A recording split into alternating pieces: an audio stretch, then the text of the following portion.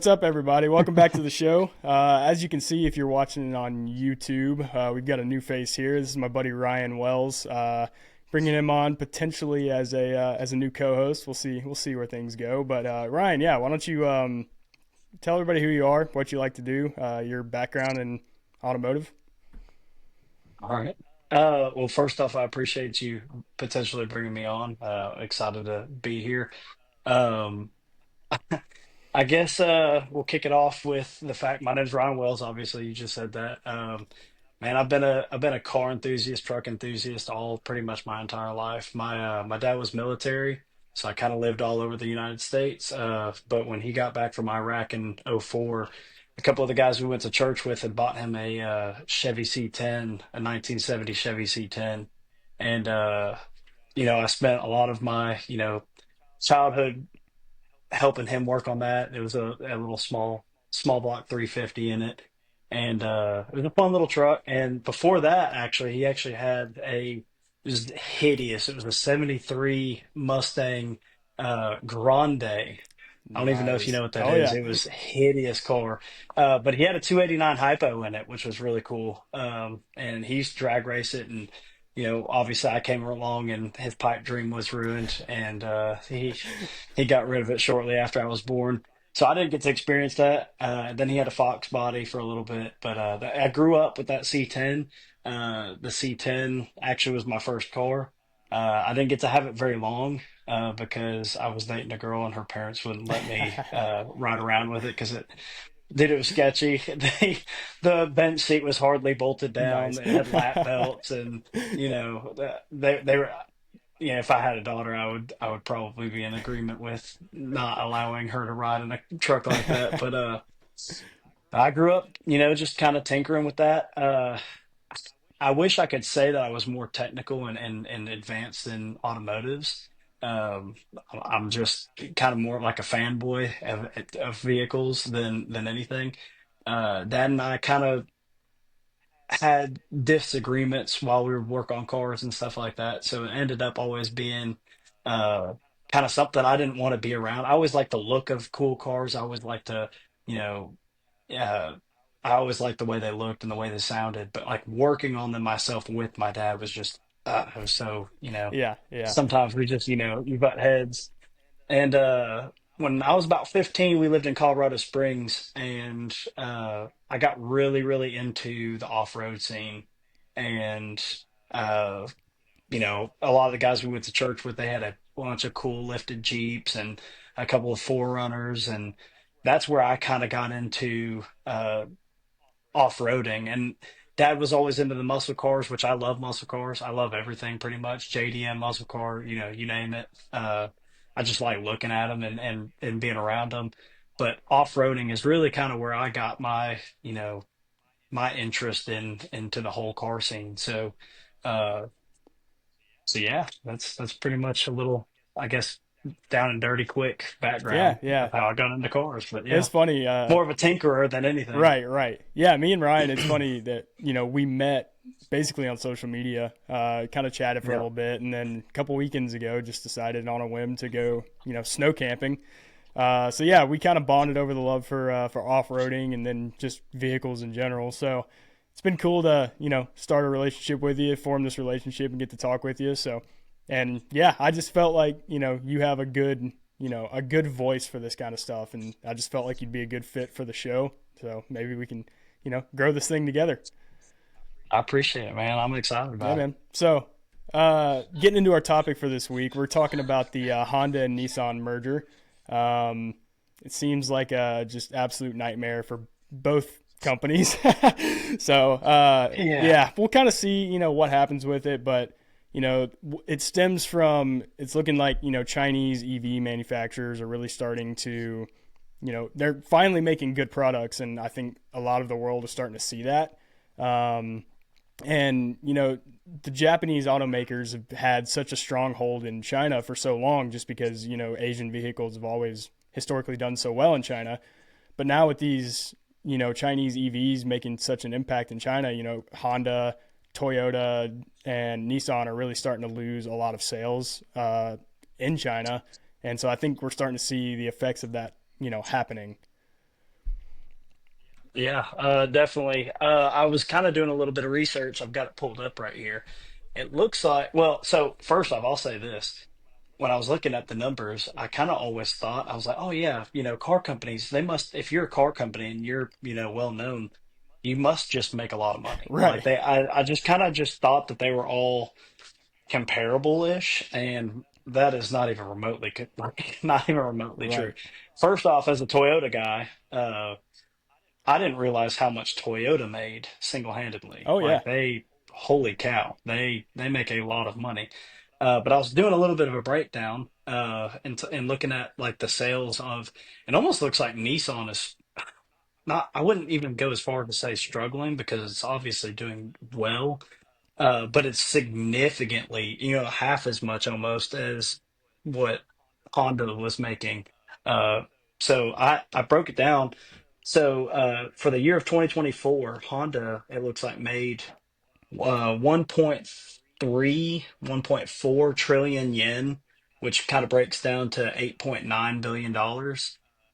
Whereas Nissan only made 568 billion yen, which is about Mm. $3.6 million. So you're looking at a little just shy around 4 billion more Yeah. dollars, 4 to 5 billion more dollars that uh, Honda is making over Nissan. And I mean, when you sit down and think about it, I don't know if that equates to Nissan failing. Some of the stuff that I was looking at is it looked like Nissan was kind of struggling a little bit. I sit there and I see $3.6 billion. I'm like, holy cow, you must be doing, Yeah. fantastic. Right.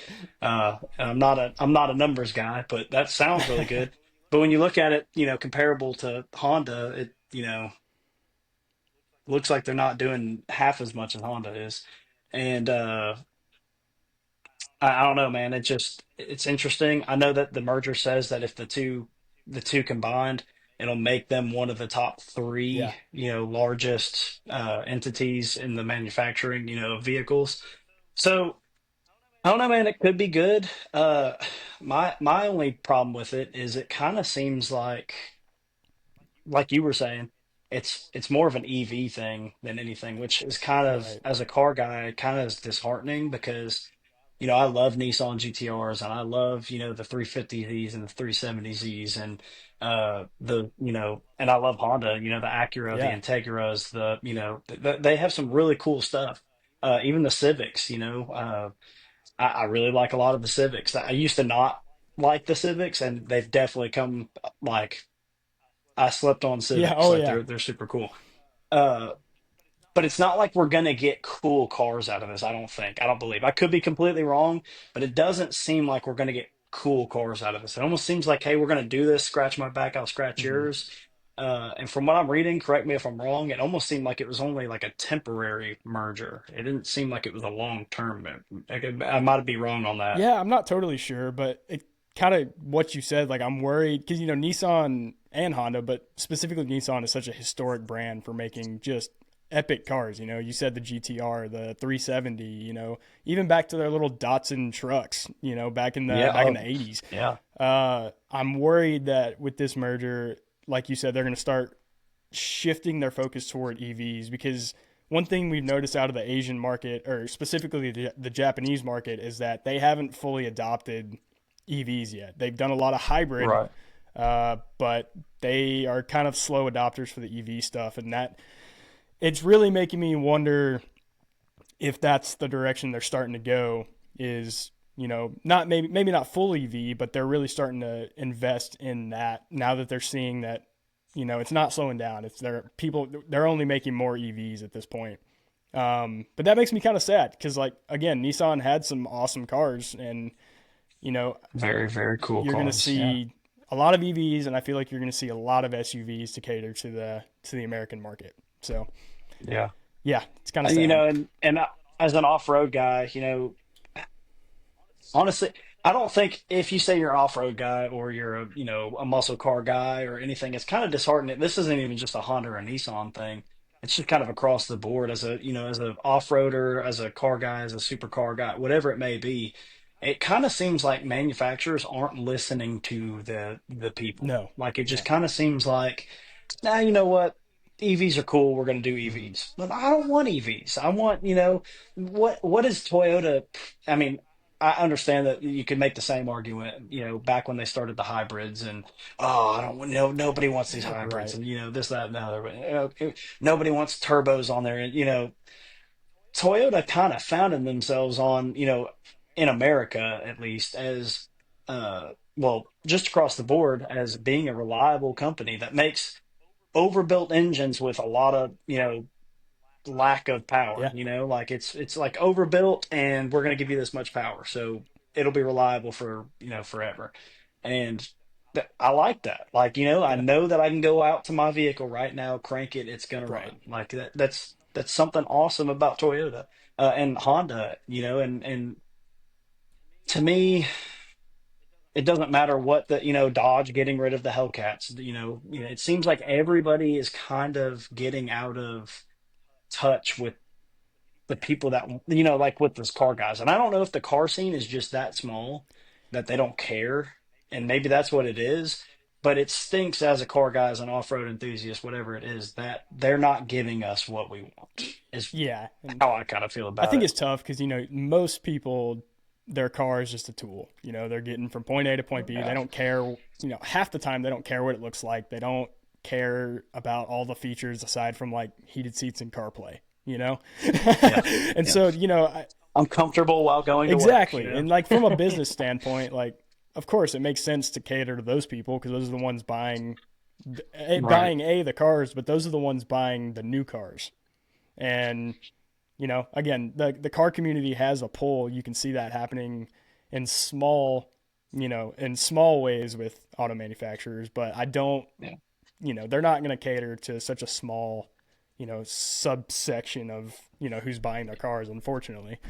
But yeah, it does suck. I mean, EVs are cool, but they don't inspire emotion like, you know, any other That car is does. beautifully put. That was beautifully put. I 100% couldn't agree more. They're just soulless, Yeah, yeah, like they don't have that. There used to be, even as a kid, yeah, I'll take this. My sons, yeah, when they hear a big loud truck go by or a muscle car go by, it doesn't matter. yeah, What exactly. was that? It's this incredible. It's that, like you said, that powerful emotion of like, oh yeah, like that sounds awesome. Right, Or Dad, I want that. Like that car sounds so cool. What was that? right. Electric cars, they whiz by you, and I think they're neat. Don't get me wrong. I think they're neat. I think the fact that you can, the first time I ever sat in a Tesla, I sat in the passenger seat. I'm laughing at it. I Yeah, didn't want to like it. And my buddy's like, dude, just sit down. And all of a sudden, there's no noise, there's no nothing. I'm just sitting there. All of a sudden, I'm yeah. like I'm like back in my seat. And, that's super cool. But like, it's just not. Right. They're fun to drive, I don't but want. they don't. Yeah. Again, they don't inspire any emotion. No, it's not like I'm not gonna go to a car meet and look at 10 different Yeah. Teslas and be like, what'd you do to yours? Like it.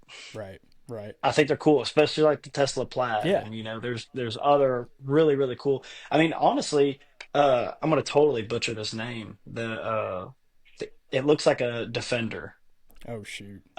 It's like a Enos or something like that. It looks just like an old school Land Rover Defender. Really really Interesting. I don't cool. know if I've seen that. Um, and to me, that's really cool. It's like they took a old school Land Rover, or sorry, yeah, Land Rover, like the why am I blanking? What am I talking about? The Yeah, the Defender, Defender. yeah, Yeah, yeah, yeah. It's big, boxy. It looks, you could mistake it. It almost looks like a resto modded yeah. Wow. Defender, and it's just got a lot of tech in it. And I think that's cool. Like there's been some cool concepts. Uh, I think that Kia just came out with, it was Hyundai or Kia just came out with those cool little van things Oh that yeah. are kind of off-road EVs. Mm-hmm. I think it's cool. Like there's some things, I just, to me, I don't feel like the technology is there, and I don't know. I haven't fully got on board with it yet. And I guess when I first heard that Nissan and Honda, to get us back on track, when I first heard that Nissan and Honda were kind of merging, I was kind of like, oh, dude, how cool would a you know, Skyline, you know, Integra be? Yeah, Like, yeah. you know, and you talk about Nissans and, they make ridiculous power, but people talk about, you know, it wasn't the most reliable, like was it the R34s Hmm. weren't like the most reliable, engine in the entire world. So how cool would it be if the two of them got together, like, let's make super cool stuff Yeah, and let's do it reliably, like a good balance of, I've always kind of thought Nissan made cooler stuff, right. but Honda had the reliable and long lasting. If you married those two together, holy cow, that would be so, so Dude, cool. absolutely. However, it's just not, it doesn't seem like that's what's happening. It almost seems like hey, we're struggling in this area, we can help each other out kind of thing. And that's kind of what I'm not I'm not really excited about it. And the thing I that's don't the thing know. that's It just interesting to me about this is like so apparently just reading my notes here, Renault, the French automaker Renault owns about Yep. 35.5% of Nissan, and Hmm. Honda wants them out of the equation, which is I interesting. saw that as But well. it's so interesting because Renault has like changed their entire image on like because of their EVs. Like they were known as like the most unreliable like piece of crap, French built, hatchbacks. And now that they've Yeah. gone EV, like people are loving them. Like they're cool, they're sporty, they're fun, but they've been Hmm. more reliable than than the engines that they made. And so Right, right. if Honda and Nissan are trying to shift toward this, EV type world, it is really strange to me that they're like wanting to sell the Renault shares of that. It's I don't know, it's weird. So unpopular opinion, and this could be completely wrong. Like I said, it's an opinion. I wonder if it's one of those things that like it's like, and I don't mean any craziness out of this at all. I could almost see it almost being like a sense of pride, like, hey, let's keep this in the Asian culture, like Yeah. this, like let's get the French out of here. Let's get let's keep this like it's almost like it's almost like you have a brother and your brother goes and marries some foreign chick and then they get a divorce and like the foreign chick is like, hey man, like I want to hang on to you, like I want to try and fix this, and you're like, nah brother, like come on back, like like I don't know if that's accurate, but almost maybe Yeah. kind of maybe that's what it is. And 35%, if that's what it is that what you just Yeah, said, yeah, 35. 35% of it? That's quite a bit of share, Right. like Shark Tank, them jokers wouldn't go for a No. 35%, like that's so maybe it is one of those things like Honda's like, hey, we're going to help you. We're going to, keep this kind of in house. We're going to be like a brotherhood kind of thing. Let's get the middlemen. Let's get the other people out of this. Let's just Right. do this on our own.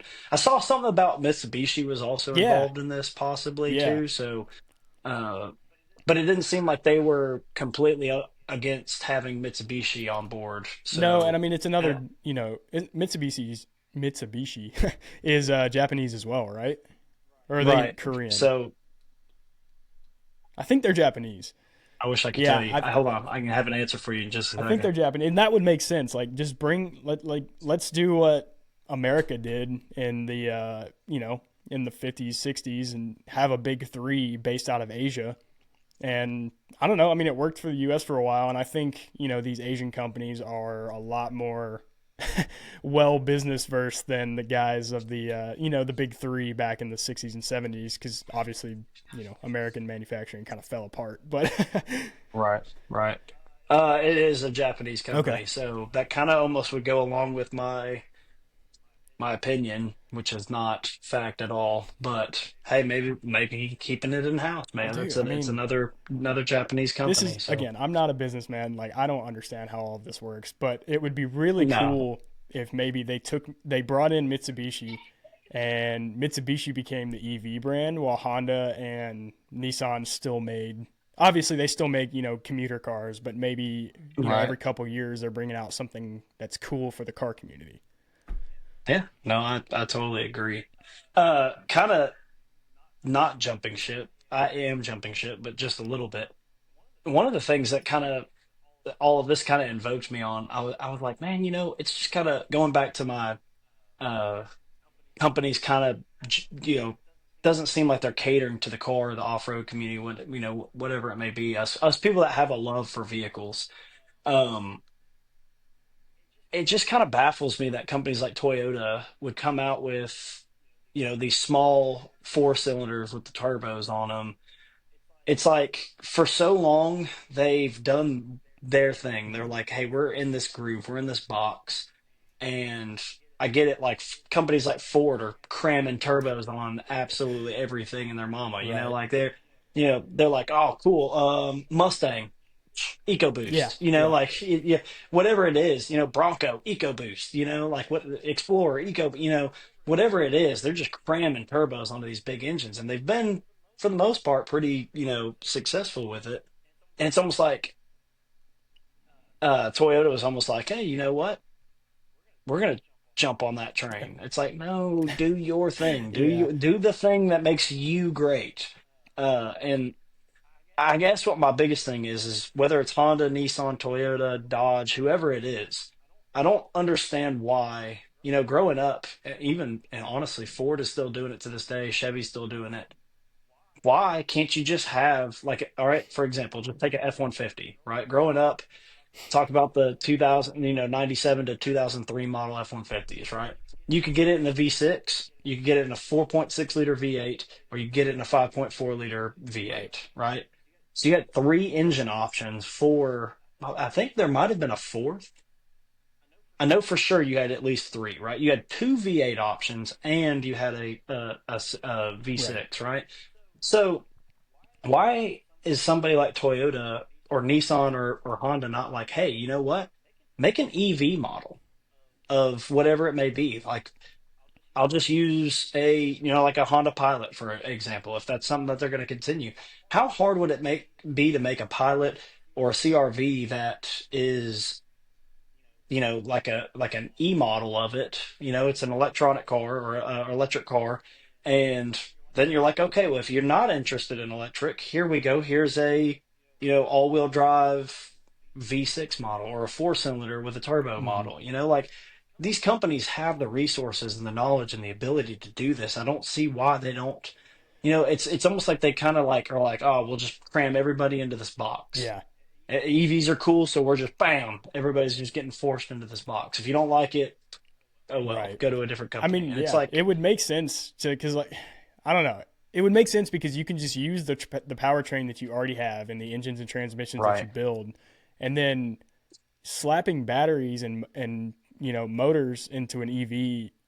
Honestly, you could do it to any vehicle. There's people doing conversions in their garage right now. Like you could do it to any yeah, vehicle. So yeah, what you're saying makes sense. It's like we could have multiple models of each car, and I don't know, like I think they're scared because I think they know that the gas engines would sell way better. And that's a good theory too. Like I just, who yeah, cares?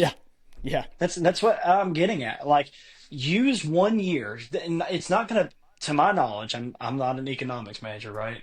And I'm not a business major, but to my knowledge, I don't think any of these companies would go under if they had 1 year for finding out if this is gonna work or not, right? yeah, Like, they shouldn't. why don't they take 1 year to be experimental and be like, hey, you know what? We're gonna make an EV model, we're gonna make a V6 model, and maybe a four-cylinder turbo Hmm. model, right? Whatever it may be, whatever, name your, pick your poison, but experience it and be like, oh, hey, you know what? The V6 sold the Yeah, best. Okay, so the next year, sell more of the V6s. The four cylinder was next. Okay, cool. So, just a little bit more four cylinder yeah, or just under that in four cylinder. Oh, the electronic model, that was a bust. Was it because it was bad or just people aren't buying electronic right, cars? And break that down and then be like, okay, cool. You know what? Our electronic stuff is solid, but not everybody wants an electric car. right. I'll tell you a vehicle that absolutely is captivating to me right now is the Ford F-150 Yeah, Lightning. yeah, I think it is so sick. I have a family of five. The cab in those F-150 in any model F-150 is oh yeah. enormous. I mean, you can put three grown dudes in the back seat of a new F-150 and not touch each other, like basically use a cell phone to talk to the person in the front. I mean, they're Right. massive. And that's cool, but I don't particularly want an F-150 at this moment. However, what's really cool to me is that whole frunk, the Mm-hmm. little, the front end trunk. You put luggage in the front and still have, you put a deck system in it and a tonneau cover and have, a whole working station out of the back of your Right. truck. And then all of my family's luggage in the, front, dry and clean. And to me, it's like the ultimate like family or like travel Yeah. vehicle. Like I just went to Texas with a couple of buddies of mine for work, and we get they would have been awesome to ride in something like an F-150 where we could put all our luggage in the front and still have a truck Right. capability. The biggest knock on that is it has like a range of like 260 miles. Exactly. And then I got to go sit at a, EV charging station for, you know, however many hours to, get it pumped up. And I know that some of them are faster and, whatnot, but still, it's not like just pumping gas and being gone in 5 minutes. Yeah. Like Well, and then you want to do like real it's truck things and you start towing, then you're getting 150 miles of range. And it's like, man, like, exactly and, battery technology will catch up, but it's just, it's going to right. take time. And I don't think Yeah. EVs are quite there yet. I mean, I think they're going to be a great option in about 10 years when, you get 500 miles of range out of a battery and you can recharge it in 15 minutes. But right Yes. now, And I it's agree. not there. And, you got to say something for the companies that are like, they're taking the responsibility of doing it now so that it's an investment because they know it's going to be good in 10, 15 years. So do it now, work on the technology now, and by the time it's good, and I don't know, like by the time it's good, people may want them. Who knows? But Right, you know, right, right. but Uh, that kind of reminds me of, well, honestly, that really just kind of brings me back to really enjoying Fords and mm-hmm. Toyotas, because Ford and Toyota haven't really gone full-fledged EV. No, Like, right, uh, that it's almost like they're going to work the kinks out before they even go into that. F-150 Lightning is cool. I guess time will tell on reliability and all mm-hmm. that. However, they have the Ford Mach-E and, Toyota, to me, I like the fact that Toyota was like, "Hey, we're really good at hybrids," and they kind of stayed with the hybrid Yeah, thing. Because I'm, I would have never said that I was a hybrid guy, in my lifetime, but I think it's cool. mm-hmm. I think the idea is really cool, and I think that it's really neat that you have kind of that middle ground of you got the gasoline burning engines, and you have diesels and you have all electric, and they're just kind of like the hybrids, kind of like a perfect medium of Yeah, both, yeah, especially with, I think, what is it, I can't remember what model it is. There's a Lexus now that is like almost full electric, but if you run out of electricity, it's got a small motor right. that you can also run gas on. That's genius. Like, why don't we do something like that? Why don't we that's more interesting to me, especially in today's time. Like you said, eventually it's all going to catch up, and I think that it'll be awesome because you'll be able to go 400 or 500 miles and charge up in 10, 15 Mm-hmm. minutes. That's awesome. I'd be all in on that. However, we're not there yet. Right. So to me, if you're gonna lean that way at all, and you're gonna use it as like a family vehicle, or your daily, or your commuting, to me, it just makes more sense to have something that, hey, if it's an emergency and the electric engines go out on this thing, I still have a gasoline capability to get me rolling down the Yeah, road. yeah, And so I give props to, companies like Toyota, and, part of them is Lexus and Ford. And, I'm sure there's other people that are doing that, but, the whole just full-fledged, shifting focus to EVs is just, I'm not a huge fan of it personally. yeah, yeah. I totally agree. Kind of back to the Honda thing. Some people are saying that if Honda and Nissan actually agree to this merger, brands like Infinity are gonna go away, which mostly because Infinity's gonna pretty much just interfere with Acura. And it kind of sucks because like Infinity was actually making some cool stuff for a little bit. Yeah. Yeah. But who knows? I mean, it would suck to lose what seems like a luxury car, well, what they deem a luxury car brand. Yeah. But if it doesn't make financial sense, it doesn't make financial sense. In Right. my opinion, Acura is way cooler than Infinity ever was. Infinity. Yeah, Yeah. but Yeah.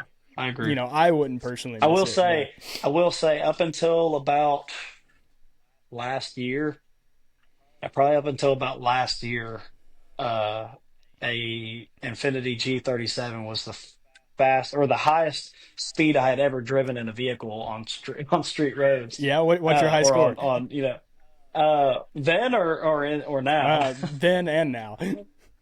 So it was my girlfriend at the time in college. She had it was a cherry red G37, Nice. right? The G37 is the four door, right? Uh, that sounds right, but I'm not totally sure. It was the four door.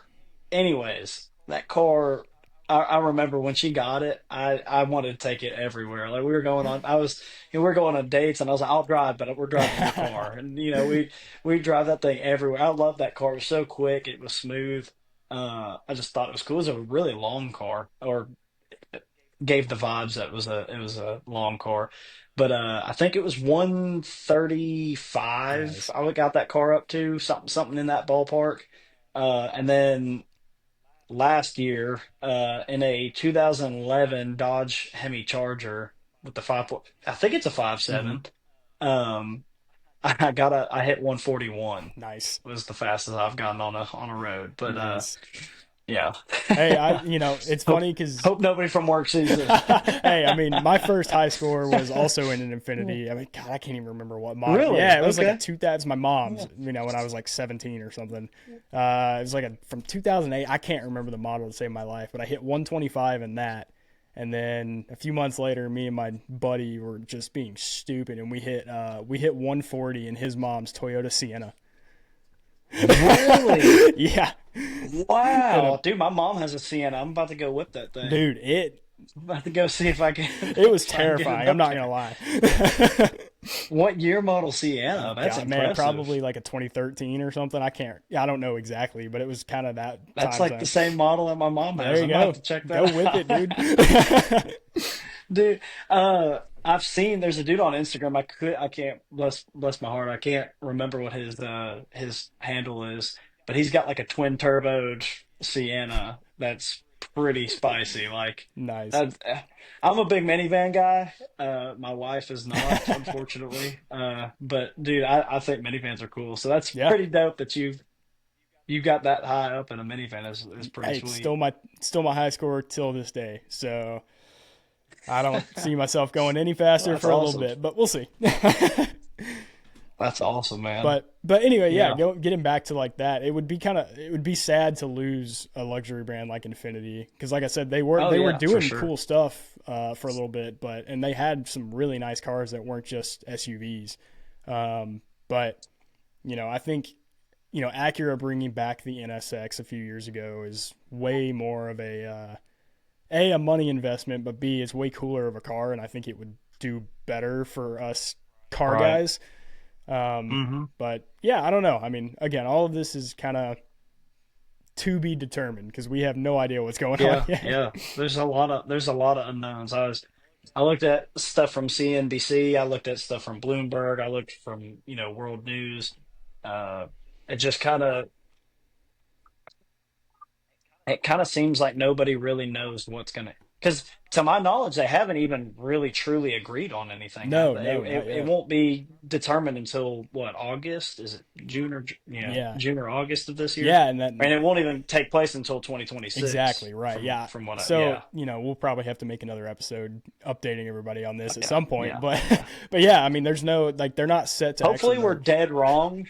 Hopefully we're dead wrong and like they just unleash, the Honda Nissan R3500, Dude, like something between like it's a 370 and a Civic Type R. That would be oh, now sweet. that would be pretty awesome. That would be Now the one thing pretty I cool. hope, And it has to be a manual. They have yes. to make a Well, that's manual. where I'm hear me. This is where I'm going with. That's kind of where I'm okay. going with this. Is I'm terrified that they're going to start throwing CVTs into everything because Honda's pretty much all say CVT. My wife has a 21 HRV CVT. We've already blown up one CVT on it because it was my fault. I That didn't. see to me, that's the plague of Yeah, Nissan. yeah, Yeah. exactly. So, man, I don't know. CVTs suck. Like, just to I be, call them rubber band that's what they are, dude. transmissions. They're for snowmobiles. And it's just like just one long Oh pull. my gosh, dude! When I'm merging on the highway in my wife's car, all I is I'm just like, what is it gonna Yeah. shift? Shift. Yeah.